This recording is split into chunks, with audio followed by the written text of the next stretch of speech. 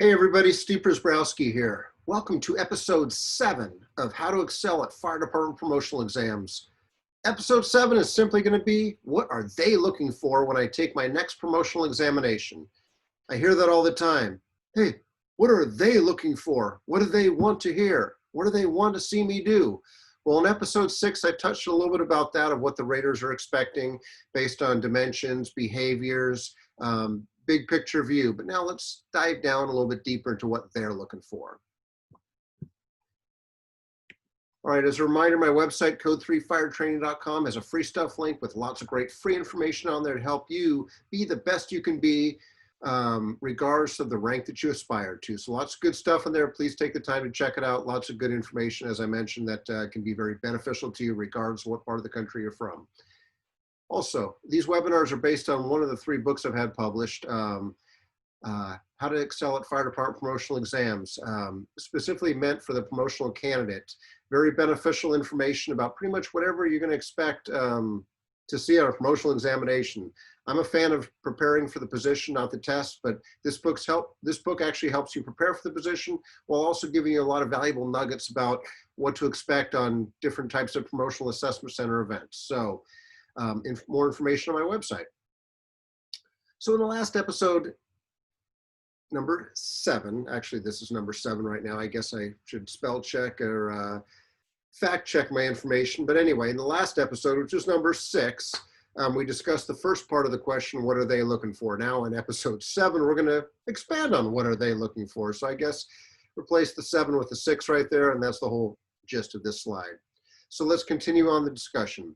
So I know people ask all the time, you know, what are they looking for? Well, who are they? Well, they are the raters.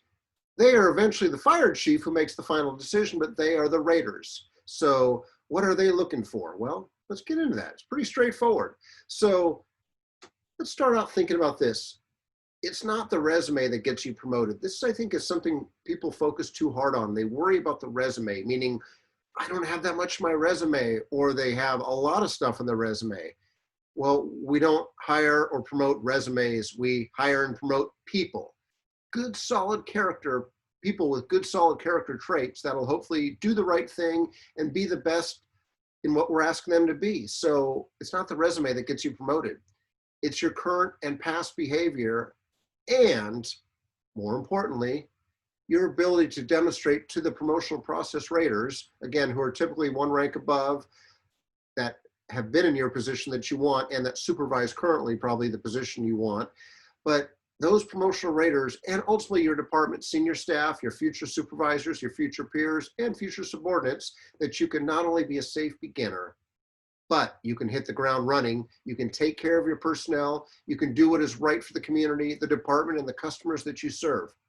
See, it's that easy. And you go, that's easy, Steve? Yes, it's that easy.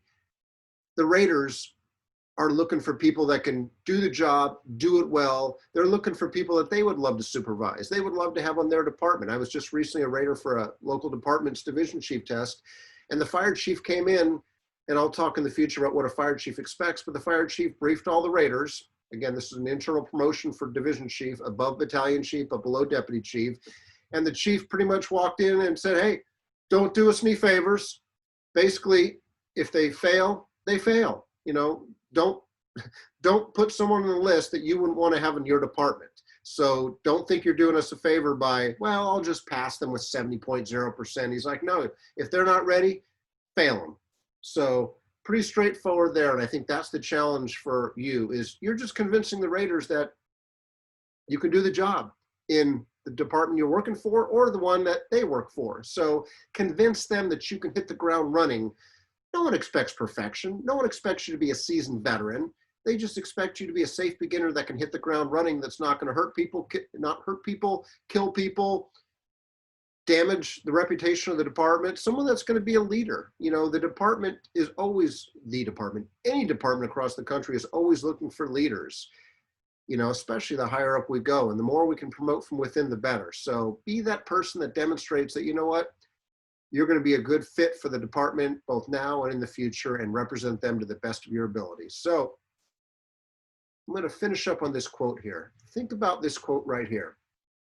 this quote pretty much, only 15% of your success is due to your technical knowledge, while 85% of your success is attributable to your ability to express ideas, arouse enthusiasm, and lead people.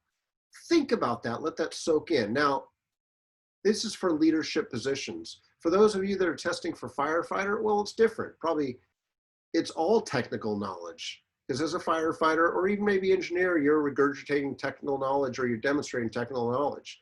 But when now you're aspiring to a leadership position, now it's about 85% of your success will be attributable to your ability to express ideas, arouse enthusiasm, and lead people.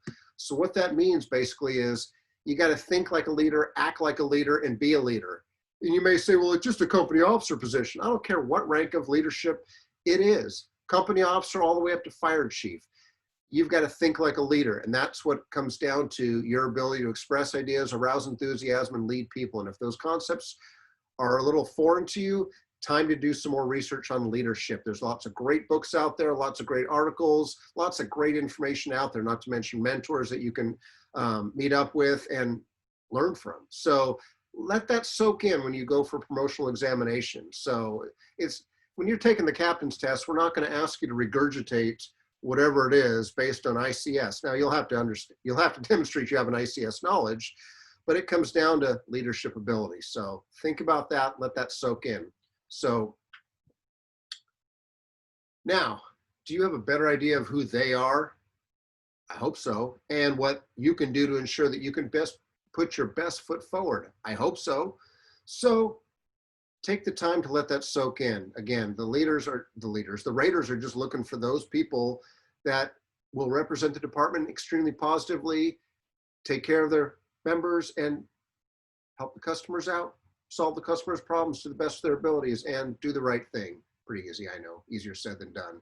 So as always, my contact information, please feel free to reach out if I can ever be of assistance, or if you have any ideas for future episodes of these webinars. Additionally, if you know of anyone that wants to become an entry-level firefighter, I've got about 80 plus webinars also on my YouTube page just dedicated to entry-level firefighters. Yeah, 80 plus webinars just for entry-level firefighters. So obviously these are based on promotional candidates. So hopefully you're finding the information to be beneficial in some capacity. Until the next episode, take care, be safe, and we'll see you soon.